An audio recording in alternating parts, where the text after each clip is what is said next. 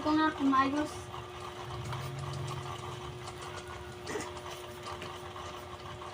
Good, perfect.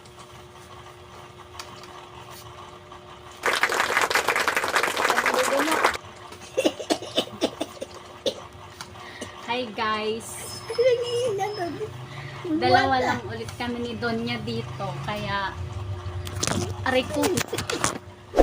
No choice ako kasi punong-puno na yung diaper niya. Kapag hindi ko pa pinalitan, baka naligo na kaming dalawa sa kama. Pahirapan, mabigat yung ano ni Carda. Kaya sabi ko, dalawa lang tayo, tulungan mo ako, kaya tagilid-tagilid ka ha. Nakisama naman si Carda. Kahit nahihirapan din siya tumagilid-tagilid. Tingnan mo yan. Tawa ng tawa kanina eh. Dami muta. Sabi mo, hi guys, na-miss nyo ba ako guys? Guys, Na-miss we have been the base. nyo ba ako? Ako. I'm back! I'm back! Because Bika. Ano yan, Bika? Katapos niya lang magkardo, guys. Ako, nakatulog na ulit siya. Nagkinardo pa. Ngayon, natutulog na dapat siya. Naalala ko yung diaper niya, puno na. Sabi ko, akin na palitan natin. Tulungan mo ako kasi dalawa lang tayo. Magtulungan tayong dalawa. Sexy. Buyag ka na kasi hindi nakita yung buto-buto mo. Chubby cheeks ka na.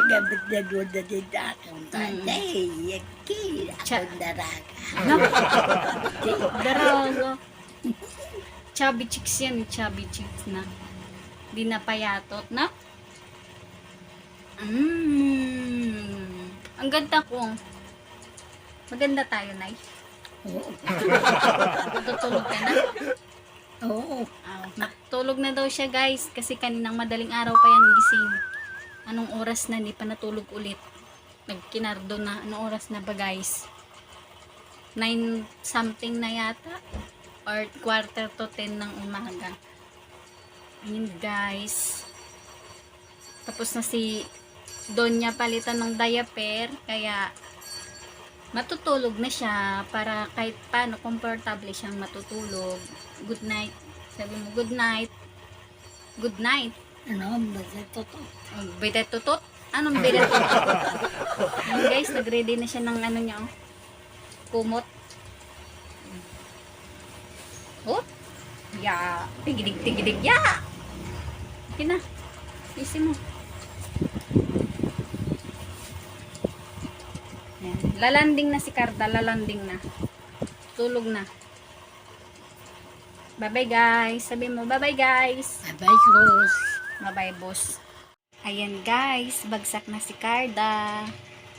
Mamaya naman siya hirit pagkagising magkakarto. Ayan na. Good night, nanay.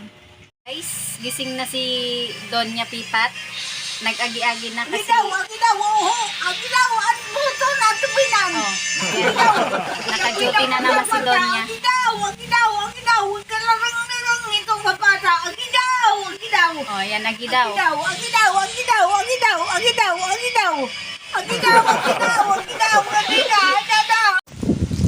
Ayan guys, dumating yung aking Shopee delivery kaya mag-unpack ako ng aking order.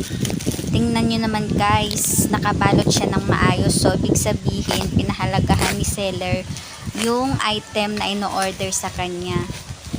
Kung makikita nyo guys, medyo hirap akong buksan kasi nga po, nakabalot siya ng maayos. Tsaka binabble wrap talaga siya para hindi siya mabasag kung halimbawa man malalaglag. Kahit paano may protection siya. Tsaka maganda din yung item na dumating sa akin guys kasi malakas yung hangin na binubuga niya kasi medyo malaking plate po yung in-order ko dyan.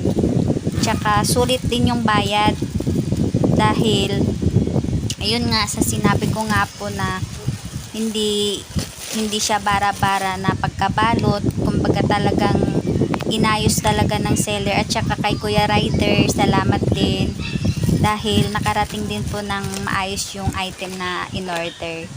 Ayan guys, natumba na yung camera ko, nalasing na yata.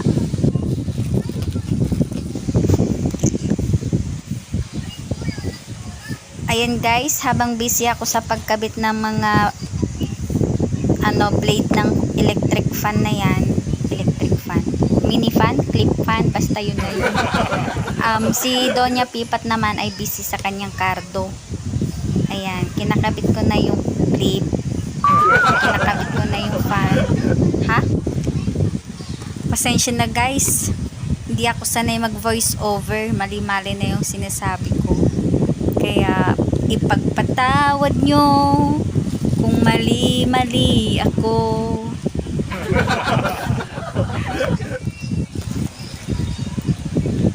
Ano ba naman yan? Ikakabit lang yung mga blade sa clip fan. Ang tagal-tagal. Ilang taon kaya yan bago matapos? Ayun, sa wakas natapos din.